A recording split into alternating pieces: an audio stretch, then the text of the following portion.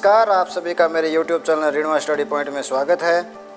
आज के इस वीडियो में सूचनाओं को एक्सेल में किस तरह से लिखेंगे और उससे किस तरह से एक्सेल फाइल तैयार करेंगे, इस बारे में ये वीडियो है, इसलिए ध्यान से इसे देखें। चलिए शुरू करते हैं। उसके बाद क्या करना है कि आपको प्ले स्टोर के अंदर जाना होता है और वहाँ से एक्सेल की एक माइक्रोसॉफ्ट की ऐप है, एप्लीकेशंस है, उसको वहाँ से डाउनलोड करना है। तो चलिए आपको मैं मेरी मोबाइल स्क्रीन पे लेके चलता हूँ, वहाँ अपने इसको समझने का प्रयास करेंगे। तो सबसे पहले अपने प्ले स्टोर के अंदर जाना है। स्टोरेज पे क्लिक किया, जैसे ही क्लिक करोगे तो इस तरह से इंटरफेस आपके सामने ओपन होगा। तो आपको सबसे ऊपर टॉप पे जहाँ 3 लाइनें हैं उस पर क्लिक करना है, उसके पास में तो यहाँ सर्च का ऑप्शन आ रहा है, search for application and games. तो इसको टच करना है आपको।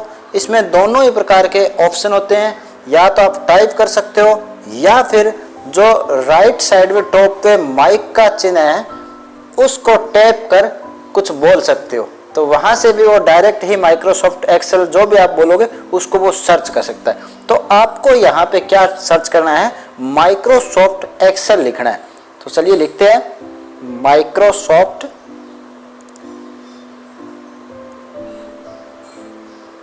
Excel, EXCEL। जैसे ये टाइप हुआ तो मोबाइल फोन के जो आपका कीबोर्ड है उसके सबसे नीचे सर्च बटन होगा, उसको दबा दीजिए या एंटर बटन दबा दीजिए। जैसे ही अपने एंटर बटन दबाएंगे तो इस तरह से इंटरफेस में माइक्रोसॉफ्ट एक्सेल की जो ऐप है वो आपके सामने होगी। तो उसमें इंस्टॉल लिखा है, उसको इंस्टॉल करना है आपको। तो ये कुछ सेकंड यहाँ ले सकती है। देखिए अपने ऐप है वो इंस्टॉल हो चुकी है। अब इसको आपको ओपन करना है। ये आपने ओपन किया, जैसे ही ओपन करोगे तो ये जो माइक्रोसॉफ्ट की तरफ से जो ऐप बनाई गई है ये कुछ आपसे परमिशंस लेगा, तो उसको डन कर देना। आपको परमिशन दे देनी है कि आपके मोबाइल में डाटा स्टोर होने के लिए और रिकॉर्डिंग वगैरह और टाइप के लिए ये क्या परमिशन मांगता है, तो उसको ओके कर देना है। अब आपके सामने एक ऑप्शन आ रहा है कि साइन इन का, यानी कि आप अपने ईमेल या फ़ोन आईडी इसके अंदर डालकर साइन इन कर सकते हो। इसका एक ज़रूरी नहीं है ये, परंतु इसका एक विशेष फ़ायदा है कि यदि आप इसको साइन इन कर लेते हैं, यानी माइक्रोसॉफ्ट में आपका अगर अकाउंट बन जाता है, तो आप कहीं पे भी आपके ये पासवर्ड डालकर इस किसी भी फ़ोन में आप जैसे ही एक्सेल ओपन करोगे तो वहाँ पर आपके पिछला जो काम किया हुआ है, पिछली जो फाइलें सेव की हुई है वो वहाँ भी खुल सकती है। तो एक बार यहाँ पे मैं ये स्किप कर दीजिए इसको, और जैसे स्किप करेंगे तो इस तरह से वर्कबुक आपके सामने होगी। तो इसमें फिर 2 ऑप्शन पूछ रहे हैं, accept and send optional data. ऊपर वाला ऑप्शन आपको क्लिक कर देना है और लास्ट में यहाँ क्लोज बटन प्रेस करना है। अब आपको क्या करना है कि जो राइट टॉप में सबसे ऊपर प्लस का जो चिन्ह दिखाई दे रहा है उसको प्रेस करोगे। उसको प्रेस करने से कुछ वर्कबुक्स आपको दिखेगी। जैसे फर्स्ट में ब्लैंक वर्कबुक है, बाकी और भी कई पर्पज के उद्देश्य से इसमें वर्कबुक दी होती है, परंतु अपना जो ये वीडियो है साधारण सूचनाएं बनाने के लिए ही यह वीडियो, मेरा उद्देश्य यही है कि कोई भी व्यक्ति अपने मोबाइल से सामान्य जो सूचना है वो बनाकर किस तरह से एक्सेल में दे सके। तो आपको सबसे पहले जो ब्लैंक वर्कबुक है उसको क्लिक करना है।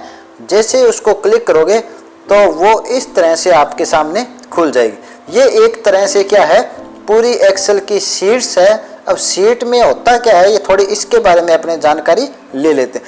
उससे पहले देखो ये नोटिफिकेशन आया ऊपर कि ऊपर जो बुक का नाम लिखा हुआ है इसको रीनेम कर सकते हो। रीनेम जैसे अपने यहाँ कोई सूचनाएं बनाना चाहते हैं कक्षाओं के विद्यार्थियों की संख्या के अनुसार, तो यहाँ में इसका नाम चेंज भी कर सकते हैं। तो नाम चेंज करने के लिए सबसे ऊपर जहाँ बुक लिखा हुआ है उसको ओके करना है।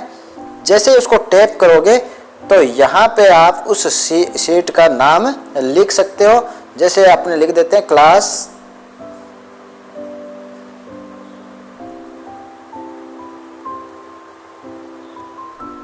1 1 to 5। इस तरह से कोई भी आप जिससे संबंधित जो फाइल है उसका वो नाम दे सकते हैं। अब देखिए इसमें जो ऊपर आपको ABCDEF इस तरह से जो ये दिखाई दे रहे हैं, ये क्या कहलाते हैं? कॉलम्स होते हैं, इनको कॉलम कहते हैं। और इधर जो ऊपर से नीचे की ओर जो 1 2 3 4 5 इस तरह से ये दिखाई दे रहे हैं, ये रोज कहलाते हैं। तो ये रो और कॉलम मिलकर एक्सेल में एक बॉक्स बनाएंगे और उस बॉक्स को अपने क्या कहते हैं? सेल कहते हैं। तो ये थी बस बेसिक जानकारी। जो भी टाइप करना है वो एक्सेल की किसी भी सेल में टाइप कर सकते हैं। तो सबसे पहले आपको क्या करना है, कोई भी एक सेल सेलेक्ट कीजिए, यानी कि उस सेल को टच कीजिए या टैप कीजिए। जैसे मैंने पहली सेल है उसको सिलेक्ट किया। अब अपने को इसके अंदर लिखना है कि विद्यार्थियों की सूचना। तो देखिए कैसे लिखेंगे। जैसे ही सेल को टैप करोगे, खाली जो स्पेस आ रहा है वहां पे F(x) के सामने आप लिखना शुरू करोगे। अब यहाँ लिखेंगे, जैसे F(x) पे क्लिक करोगे तो क्या आ जाएगा? आपका कीवर्ड आ जाएगा। उसके अंदर आप सूचनाएं विद्यार्थियों की संख्या लिखेंगे। विद्यार्थियों, ये एक डेमो के लिए है, विद्यार्थियों की संख्या। इस तरह से टाइटल आपने दे दिया इसका।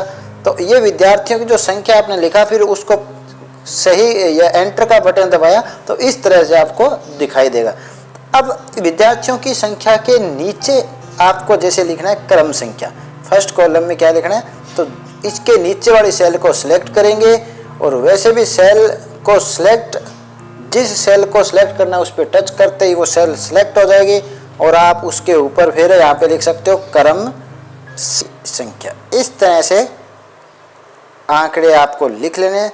अब क्रम संख्या में, क्रम संख्या के नीचे जैसे साधारण अपने पृष्ठ पे जो सूचनाएं बनाते हैं उसी तरह आपको टाइप करते जाना है। जैसे 1 से 5 क्लासों की अपने सूचनाएं बना रहे हैं, 3 4 और 5। यहाँ पे ये बटन न्यूमेरिकल बटन, ये न्यूमेरिकल बटन ऊपर जो कीबोर्ड दिखाई दे रहा है उसको प्रेस करना है आपको। कीबोर्ड प्रेस करते ही न्यूमेरिकल अंक आ जाएंगे। पहली कक्षा, सेकेंड, उसके बाद जैसे थर्ड, अगली सेल में फोर्थ और 5। अब जैसे मान लेते हैं पहली कक्षा में विद्यार्थी है 25, दूसरी में है 20, तीसरी में है 35, चौथी में है 25 और 5वीं कक्षा में विद्यार्थी है 52। तो इस तरह से आप आंकड़े इकट्ठे कर सकते हो। यहाँ देखिए अब अपने इसके अंदर बॉर्डर लगाना है। बॉर्डर जैसे इसको सिलेक्ट करेंगे, इसको नीचे की ओर खींचिए तो ये पूरी सूचनाएं अपनी सिलेक्ट हो जाएगी। अब आपको सबसे फोन के सबसे नीचे की ओर जहाँ पे होम लिखा है उस पर क्लिक कीजिए। ये होम के नीचे यहाँ दिखाई देखिए बॉर्डर, ये बॉर्डर है, इसको सिलेक्ट करोगे, क्लिक करोगे तो इसमें कई तरह के बॉर्डर आपको दिखाई देंगे। जैसा बॉर्डर आप लगाना चाहो उस पर अपने क्लिक कर देते हैं। मैं फर्स्ट में क्लिक करता हूँ तो इस तरह से ये आपकी सूचना तैयार होगी। अब इसमें भी आप अगर ये चाहते हो कि ये जैसे विद्यार्थियों की संख्या थोड़ा सही नहीं लिख रहा, तो ये जो कॉलम्स होते हैं और रोज होती है, ये सारे क्या होते हैं? फ्लेक्सिबल होते हैं। इसको छोटा या बड़ा आप कर सकते हो। कैसे करोगे? जैसे सी वाला जो कॉलम है इसको अपने बड़ा करना चाहते हैं तो सी पे क्लिक करनी है। तो क्लिक करोगे तो राइट साइड में देखिए 2 लाइनें दिखाई दे रही है व्हाइट कलर की। इसको टैप करना है और खींचना है। इस लाइन को जैसे ही आप टैप करोगे, खींचोगे तो बड़ी कर सकते हो, छोटी कर सकते हो। जैसे इस कॉलम को थोड़ा बड़ा करना है तो इस तरह से आप बड़ा भी कर सकते हो। अब आप चाहते हो कि विद्यार्थियों की जो संख्या लिखी है ये थोड़ी गहरी दिखाई दे, यानी इसको बोल्ड करना है, तो सबसे डाउन में आइए, यहाँ बी लिखा हुआ है, इस बी को प्रेस कीजिए। तो इस तरह से ये आपकी सूचना बनकर तैयार हो गई है। अब इसको भेजेंगे कैसे?